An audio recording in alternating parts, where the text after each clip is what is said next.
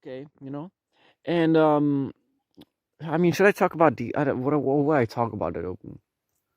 Yeah, you have like three villains. You have the stealing offer. Marluga. I mean, everything's been like kind of the same for like half a year or plus half a year. Some things have been the same for like 2 years. Some one half a year. Like since 2019, it's like half of it has been the same, and since 2020, like 80% is the same. So there's not a lot of like too much point talking about. I mean, I was thinking of redesigning Zephyr's outfit of going away from orange, since his protagonist would now be magenta and not green. Then I would have to probably, well, but that's the funny thing, is that he's gonna have the red protagonist. He's gonna have the multi protagonist, which is red, right? That connects the player and Zephyr. And that's red, so actually I'm not gonna have to redesign his outfit. I'm just gonna have to redesign his beginning, like, casual outfit. And that's not a problem. That's completely, like, I can be completely creative on that one. Actually, that's gonna be exciting, making that outfit. But, what else to talk about? I guess that, you know, man, you know what? I'm feeling, motivational today. If you're feeling bad or something, then I actually said this in one of my older ASMR videos, but if you're ever feeling sad or alone or something like that, then just know that you're not alone. I know that's very cheesy, but it's true. It's true. And I'm figuring that out like every single day, that that's actually the truth. Because I'm fighting so many people that like do actually care about me and love my work. And there are going to be people like that for you too. And I'm there for you. Like, I think that what you do is awesome. Even if it's laid down on the couch all day, I think that's freaking awesome. If you don't go around killing people, then I think that that's just awesome. And if you have your dream, then I say you go for it, and don't let others hold you back on it. You should never let others hold you back on your dreams, and don't let your characteristics, like your appearance, your voice, or like all of that, your background, your name, don't let that influence in any sort of way how you see the world or how you do things, because that's not what's important. You are the person that you are inside, your personality, your goals, your dreams, your motivations, and your experiences also. But it really is about the core of you that defines the outside of you, rather than the opposite. Your appearance, if you look horrible, if you don't like the way you look, or you sound awful, or there's something wrong with you that the world doesn't like, then fuck them. Because you know what? That's not who you are. That's just the shell. That's the cover. And, you should never judge a book by its cover. Maybe that should be a message for that open. But it's true. The inside dictates the outside, not the other way around. Remember that. Use your appearance as, like, if you look good, then use it as an advantage, and not have it be the reason of your life. Just because you look good doesn't mean that you're gonna have a good life. And I mean, yeah, seriously, you're not alone, and I love you, and you could accomplish anything. And there are plenty of people that love you too, and you can find them in many places. You just have to look. I was afraid to look, but the time is gonna come when you're not gonna be so afraid, when you're gonna want to step out, when you are gonna want to try and, uh, um, I mean, you're gonna have to do the hard thing eventually, of having to step out, and maybe sometimes that's good. And maybe sometimes people push you into that, and that's not good. But sorry, seriously, if you're weird, then that's an advantage. That's not a bad thing. That's an advantage, man. Because, or girl, sorry, because that's gonna you can do so much with that. No normal person has ever achieved anything. I'm gonna tell you that right now. No normal person has ever achieved anything. It's always the weirdos of the world that, the crazies, the people with the crazy ideas, with the crazy fantasy, that always achieve the big thing, never the ones who do the boring thing. And I believe that strongly. So just go for it. You have that crazy plan, that crazy idea. I say i say there's nothing to be scared about. Seriously. if you love it, someone's gonna love it, and I'll probably love it. So yeah, I'm just ranting at this moment. It's funny because when I'm not recording, I'm actually saying stuff that's a lot deeper, that's a lot more meaningful. It's when I'm recording, I suddenly forget what to say, or just my mind blanks out. Um, so yeah, and now it's funny. I'm thinking about it. What I said about what I used to say in an ASMR video that I didn't realize. Oh, I love ASMR, by the way. Yeah, it helps me sleep like all the time, and I'm addicted to it. I'm seriously addicted to ASMR. I'm sorry, I really am. I have to be completely honest about it. But I will say that I used to say in one of my older ones, which was actually like in 2019 or 2020. It was a Dead Open video. And what I said in that video is that every single Dead Open character loves you. And I know you're watching this after Dead Open comes out, or maybe right before or something. But every single character loves you. Even more than I do. If you play the game, then all of those can be your friends. And you can have your own friends that you can create. You know? Having your own little characters in your head and your own little world.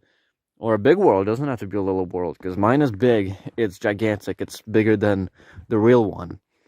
So I say there's nothing wrong with that, and that's completely fine. And those characters, you know, I say if it makes you feel, then it is real. I say that those things that you think about are real. I say that you stop thinking about what other people say, and you start doing things by yourself. And you start enjoying your time by yourself or with the people you choose to be with. Because it's about time that you start thinking for yourself. And the characters that you have and the fantasies and the worlds, that's completely natural and human, and you shouldn't be ashamed of that. You shouldn't be ashamed of yourself. That's something that I really mean. You shouldn't be ashamed of who you are, ever, unless you're a psychopath and go around shooting people. And that's not who you are, right? You're not that. And even if you think you are that, then you're not doing it. So that's good. Just try and do the right thing. And if you feel like you're not being responsible and like you're avoiding life and all that stuff, just know that it's completely fine. You can relax. You can have time for yourself. You should.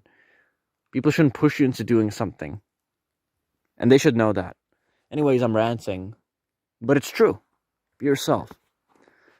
Why is it always this tunnel that makes me want to do speeches? Will I call this the speech tunnel? Maybe. I feel like not ending the video. I would end it, but because I want to give at least some facts about Dead Open that are not the protagonists. I guess I'll give out, I don't know. Kenoto being like this, the symbol of an author who, you know, who dies, who has, Kim, Jesus, Kim and Sam as like his children. And that's how a lot of authors actually see their characters. It's so funny. Stan Lee said that, because I've been watching Marvel content a lot, and he says something great. It's that when he's asked what his favorite superhero is, what he answers it with is like really special. And it's so thought-provoking in that sense. He says they're all like children to me, or something along those lines. And that, I think that's one of the places where the birth of the idea for authors in Dead Open was, and for their characters, for their stories and worlds that they can actually make for real.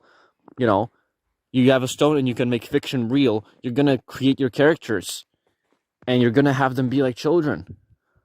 Or maybe a young kid who becomes an author because they lost his parents, and he creates parents for himself from the stones. Like, that's something that is actually very, that's very nice. And it's this sort of idea, this sort of fantasy that every character is real, and that every idea is actually real. That is so fascinating to think about. That your favorite childhood, you know, character they choose to play or read or watch, that they're out there somewhere just doing their thing. That is just so fascinating. And then the realization of Zephyr that, you know, all of that, sure, there are these dead open worlds and they make characters real, but the thing is that we have here, because we may not have all these worlds and these stones to make characters real with, but we have books, we have stories, we have movies, we have games, we have ideas, we have comics, we have everything, right? And that's all real because it makes us feel a certain way. It makes us feel something. Stories change us. Stories change people, and that's what kind of Dead Open is about. At least for a part, is that Zephyr realizes that the thing that he is making is still meaningful, even if it's not gonna, you know, even if it's not gonna have a stone attached to it and make it a real thing that people are gonna be able to experience. No, like, it's real. You can read it.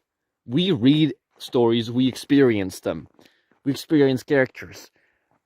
And we feel things from them. We feel the character's pain when we're seeing it. Or when we're reading it. And so, with that, I'd say that Dead Open is about kind of us realizing how important stories are, and about what characters mean to us, and about what authors and, you know, like, it doesn't, like, writers, producers, artists, people who draw, right? People who do all sorts of things, people who make music, how important they are, because they make and we feel. And what we feel from what they make can change our lives. Man, I'm really going on like a big like inspirational rant, isn't it? This is crazy. You're seeing it into the inside of my head. This is what happens when I get new headphones, and when I'm near this tunnel. It's just utter hell of like shit. Anyways, that's a nice thing to think about. That's what Dead Open is, isn't it? Maybe that's what I'll make the central message about, because it's a lot of messages. Maybe that's the central one. And, you know, with the passing of Kenodo, I'm sorry, spoilers, in Dead Open 1, it makes Zephyr realize that, well, makes Zephyr realize, it mostly drives the idea of authors leaving behind, like, what they create, and it's still having a gigantic impact on people, right?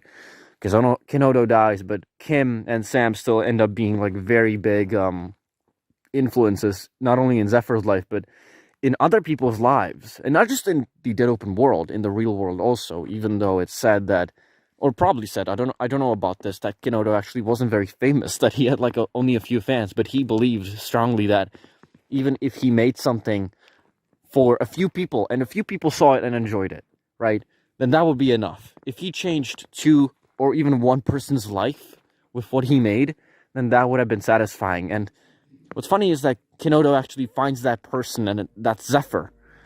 And Zephyr takes on the role of being Kim's author after that, which I find, in a way, sort of fitting and bittersweet. But yeah. Thank you for watching. Yeah, I'm going. It's been a long time. It's starting to pour. It's starting to snow. So, yeah. And Merry Christmas. I know it's a little ridiculous, but I mean, in the Czech Republic, we actually celebrate Christmas on the 24th, not the 25th. So technically, but for you, it's probably the 25th. Whatever, man. Whatever. Have a great day, and I'll try not to die drinking this. I'm 100% addicted, and somehow not dead. So yeah. Fall. Goodbye. Hopefully, I can get that video done. Woo! Yeah. Woo! Hey guys, a video. I guess this will be for the ending. I mean, this is right before the year ends, and I know I recorded a video a few days ago, and I was like, Merry Christmas. It's like not Christmas anymore, but look at this. I have a few pictures. It's so awesome looking. Still, those 2 lonely trees. I remember walking here in 2018 and, well, maybe 2018. I'm pretty sure 2018 and 2019 definitely. And those 2 trees are still there. How beautiful. You know, I've just been screaming some things, but yeah, this is beautiful. So I hope you're having a good day, you know? And I hope that you're good. Hope the new year, 2022, is going to be very productive and very nice, but obviously I'm taking it slow. You know, I'm going to come back and do like a map or something. But, yeah, focus. Okay, so, hope you're doing well. Hope everything's dandy. Whenever you're watching this, I don't know when you're watching this. And I hope that you are good. Hope you're not naughty. Anyways, yeah. Guess I'll end this. Drip. No, just kidding. But, yeah. So, one last thing that I gotta say is... What? Just wanted to say that the soundtrack is something like leitmotif. The soundtrack, I guess, just so many leitmotifs, and like every type has their own little melody, and every house has their own instruments. I'll play some example. So, yeah, look at that.